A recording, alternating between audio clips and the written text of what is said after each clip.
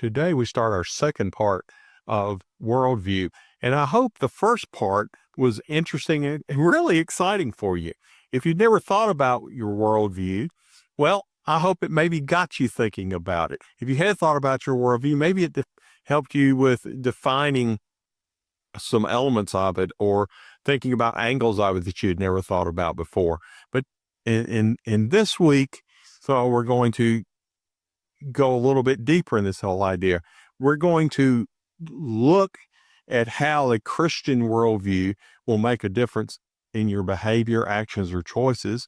And then we're going to look at contrasting a Christian worldview with another chosen worldview and do that critical thinking, that compare and contrast. Now, the biblical Christian worldview may not be your personal chosen worldview, may not describe your worldview, but that is the one that we're going to use as our base and our standard for comparison, because that is the one that's very important to us and an integral part of what we do here at Belhaven. So that's going to be the standard we start with this week. Now, our text, our author covers about 8 or 9 common worldviews, starting with Christian theism, a Christian worldview. Then there's deism, naturalism. You see the list there. I don't have to read it to you. But it goes right on through to nihilism, Islamic theism, postmodernism. Those are identifiable, commonly discussed worldview. It's a common list. This is not the absolute final list, and there are certain nuances within each one of those.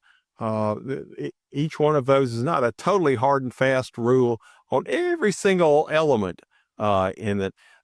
So there's differences within each view on the list, and there may be other worldviews that you will could run into, but this will give you a good start as you go forward and exploring worldviews and comparing them.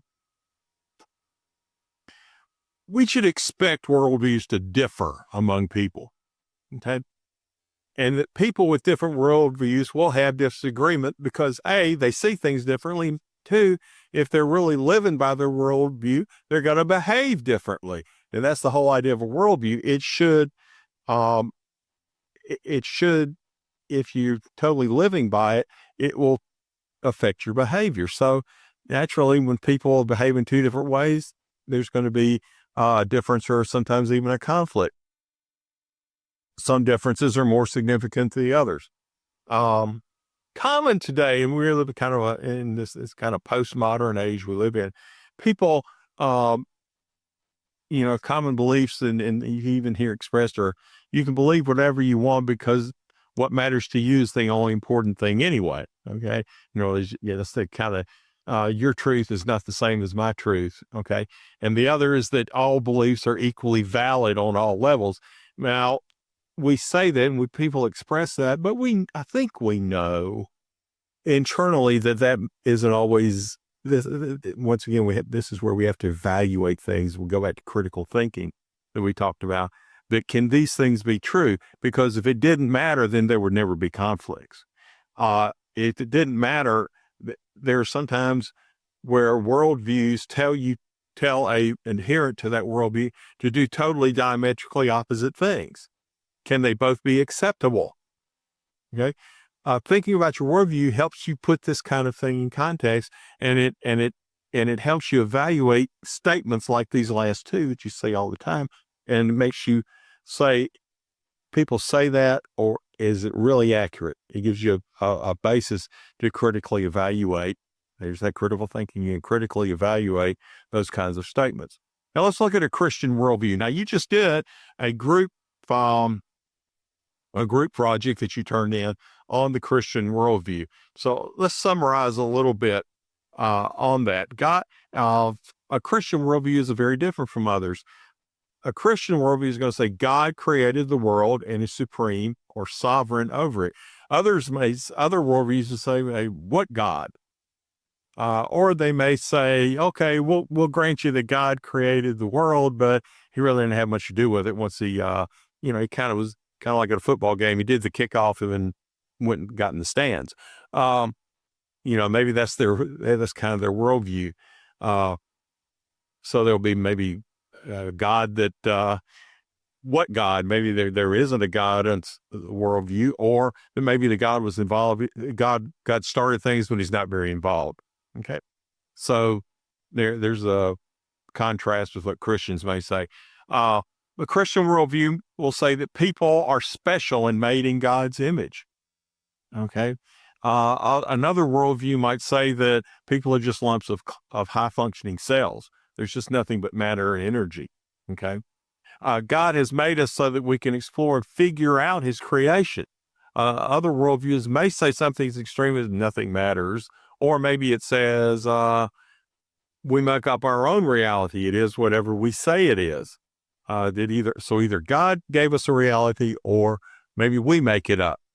Depending on where you're going to go with Christian theism or go with a different worldview. The challenge is to figure out another person's worldview and understand how it motivates their actions and choices, because that's what worldview comes down to. At the end, worldviews will motivate people's actions and choices, and we realize if we can understand the worldview, we can understand what is behind their actions and choices.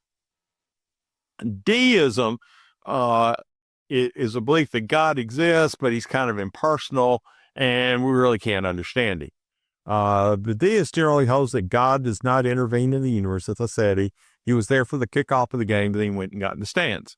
Okay.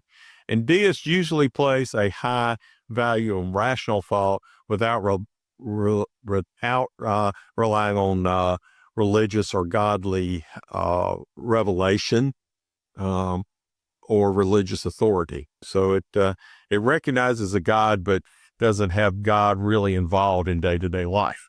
Okay? By whatever name it goes by, naturalism holds that everything arises from natural properties and causes. Doesn't have a lot of room for natural or supernatural explanations, and often holds a detached observation of human nature. In other words, like a third party looking in, but they're realizing that it's all chemical. Everything's a chemical process, you might say, on naturalists. Nihilism kind of denies having any philosophy or worldview, which I find is kind of interesting. It's a worldview that denies that there's a worldview. Nihilism says, well, you really can't know anything, and really nothing has any meaning. We usually think of nihilism as kind of negative, and it comes from that root word of nihil, meaning nothing or subtraction. So it hinges on the negation of everything. But its main tenet is that nothing is firm, and nothing is valuable, and nothing is knowable. Existentialism, which was came to us through certain French philosophers of the late 19th or in the early 20th century, typically holds that the individual is a free agent responsible for determining their own development. In other words, you exist, so you get to make all your own choices, and everybody carves out their own path.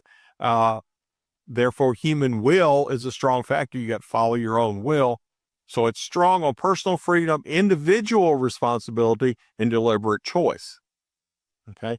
And you can begin to see how existentialism may differ from what you saw in Christian theism. Is there a God that wants you to do certain things and that gives you a path and that gives you some guidance, or are you just out there wandering, on your own, picking your own path and hoping it works out? Okay. Eastern pantheistic monism meaning one God. This world is often, you often see this in Hinduism or Buddhism. And it holds that God is kind of in everything, and it is everywhere, and God's kind of impersonal, but we can all become God, or everything that you see is a part of God, or God is expressed in everything that you encounter. And it typically goes that all forms of reality are just modes of God, or some form of God is It's God. God is everything, is in everything, and we are all God. Kind of thing is how you'll often hear tenets of Eastern pantheism, monism expressed. New Age spirituality, which became much stronger in the late 20th century, is broad. It's very eclectic. New Age spirituality likes to pick and choose from different elements, maybe different religions, even sometimes even different worldviews. It's syncretistic. It attempts to take pieces of things it likes and put them together and make something out of it. It's a fusion. It's a blend of many religions, cultures, or schools of thought.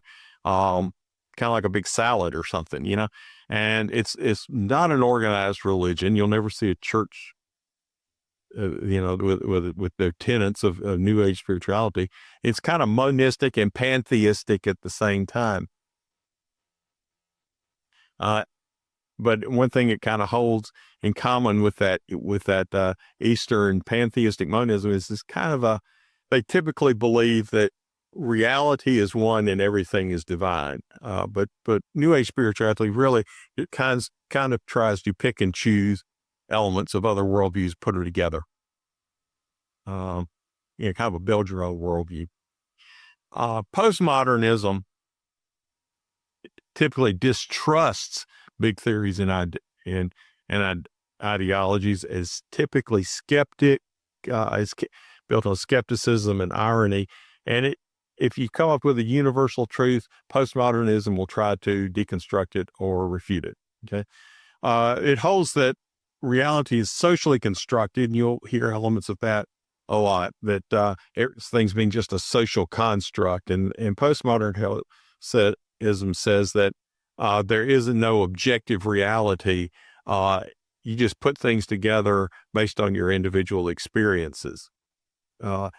And somehow they have rationalized that all views, whether they're very divergent or very uniform, are all still valid. It goes back to that idea that we talked about several slides ago about ideas that conflict. Somehow in postmodernism, they hold that even if ideas lead to different results, they can be still valid. Islamic theism is a monotheistic approach that God expresses Allah is the ultimate reality. The totality, it really stresses the totality of life. Spiritual, moral, intellectual are all encompassed in relating to Allah. Okay. Muhammad was the final and ultimate prophet of Allah. He conveyed the messages in the Quran, in Islamic theism, and that humans should live their lives in submission to Allah as expressed through the Quran, which came through Muhammad. Now, your job this week is to compare and contrast. Now, this is a form of critical thinking where you look at critical elements that are in both and see how they're the same and how they differ. You find elements and describe similarities and differences. Now, I will tell you this, you will do a lot of comparing and contrasting in your master's program. I would say build up some skill in comparing and contrasting. Look for patterns on how things are different and how they are alike. How is a Christian worldview like Islamic theism, or how is it like nihilism? What do they have in common? Maybe they don't have anything in common except they answer the same questions just differently. Okay. Weigh the options. And this goes to behaviors. Do they have different outcomes? If a person believes a certain element, a thing about one of those 8 questions, remember the 8 questions that a worldview answers? If one worldview has a certain answer for that, and another view has a different answer, how will those affect a person's behavior? How will they live out those differences? And maybe even look for connections. This, even though may at first seem different, do they relate in some way? It's kind of like a Venn diagram, the diagram of the 2 circles that overlap. you'll see one way to study something and compare and contrast is look for connections where you allow for the differences but identify similarities at the same time. Okay, let's get those reading assignments done. Read everything before writing anything. Complete the writing assignments. Work hard on that compare and contrast. Hey, this is a good chance.